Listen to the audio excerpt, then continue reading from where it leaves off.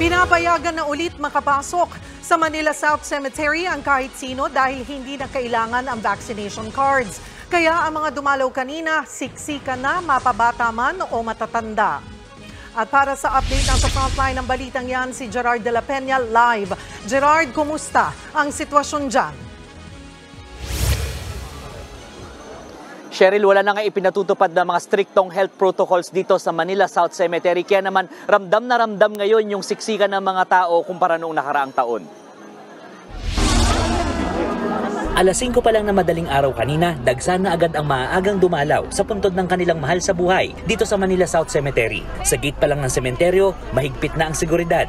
Isa-isang chinecheck ang dalang bag ng mga pumapasok. Kaya ang ilan sa mga bumisita, nakuhanan pa rin ng mga pinagbabawal na kontrabando. Pero di gaya nung isang taon, mas maluwag na ang patakaran sa mga bitbit na bata.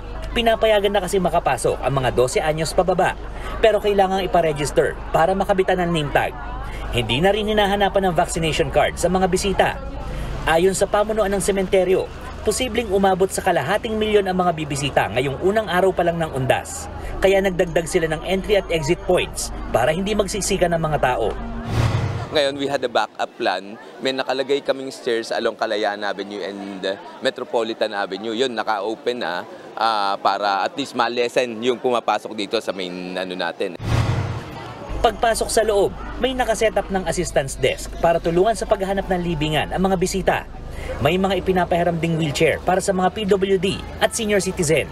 Dahil 25 hectares ang lawak ng sementeryo, may libreng sakay rin para hindi na maglakad ng malayo ang mga dumadalaw. Pero dahil limitado ang ilaw sa buong sementeryo, hanggang alas 5 lang ng hapon kanina pinayagan makapasok ang mga bisita. Bawal ang overnight at hanggang alas 7 lang ng gabi pinayagan ang pagtambay sa loob ng sementeryo.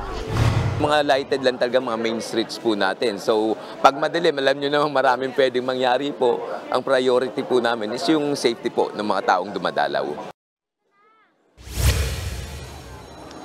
Cheryl, last count ng mga otoridad dito ay umabot ng 450,000 ang bilang ng mga bumisita dito sa Manila South Cemetery. At iyan nga ay more than double kumpara noong nakaraang taon na 200,000. Kanina in-extend din hanggang 6 o'clock yung pagpasok ng mga bisita dito. Pero sa ngayon sarado na ito. At ang nakita niyong pila dito sa aking likuran ngayon ay yung mga pa-exit na dahil hanggang alas 7 nga lamang pwedeng mamalagi dito ang mga bisita.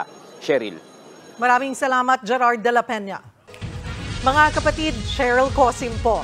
Iba na ang may alam at may pakialam sa panahon ngayon. Para sa tuloy-tuloy na balitaan sa Frontline, mag-follow at mag-subscribe sa social media pages ng News 5.